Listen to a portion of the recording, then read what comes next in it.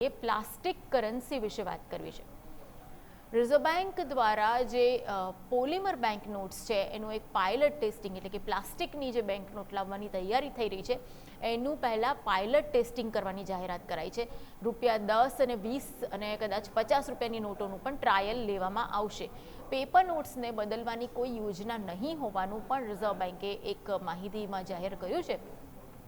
વર્ષ 2009માં પ્રથમ પ્રયાસ છે એ પ્લાસ્ટિક નોટ લાવવાનો થયો હતો, પણ એ વખતે પ્રયાસ નિષ્ફળ રહ્યો હતો અને સફળતા બાદ જો 10, 20 અને 50ની નોટોમાં આ વસ્તુની સફળતા મળે પ્લાસ્ટિક નોટની, તો આગામી 100 અને 500ની નોટો પર પણ પ્લાસ્ટિક નોટ્સ લાવવા વિચાર થઈ શકે છે। પ્લાસ્ટિક નોટ્સ પેપર નોટો કરતાં વધારે ટકાઉ હોય છે અને 10 અને 20ની ચલણી નોટોનો જે હિસ્સો છે એ ઓવરઓલ માર્કેટમાં 25% છે। એટલે સૌથી વધારે જો હેન્ડ ટુ હેન્ડ કન્વર્ઝેશન જો થતું હોય, જો આપલે થતી હોય કોઈ નોટોની, તો એ 10, 20 અને 50ની નોટોની સૌથી વધારે થતી હોય છે ને એના જ કારણે એમાં ઘસારો પણ વધારે લાગતો હોય, ફાટી જવી, ભેજ લાગી જવો કે પલળી જવી, એ બધા જે નુકસાન થતા હોય છે એ નાની નોટોમાં સૌથી વધુ જોખમ એનું રહેલું હોય છે અને એટીએમ્સમાં કોઈ ટેકનિકલ ફેરફાર કરવાની જરૂર આ નવી પ્લાસ્ટિક નોટ્સ માટે નહીં પડે એવું પણ રિઝર્વ બેંકનું કહેવું છે। રિઝર્વ બેંક શાખાઓ દ્વારા આ નોટોનું છે વિતરણ કરવામાં આવશે અને આ નોટોથી આરબીઆઈનો પ્રિન્ટિંગ જે ખર્ચ છે એ ઘટશે। ભેજ અને ગંદકી સામે આ નોટો સુરક્ષિત રહેશે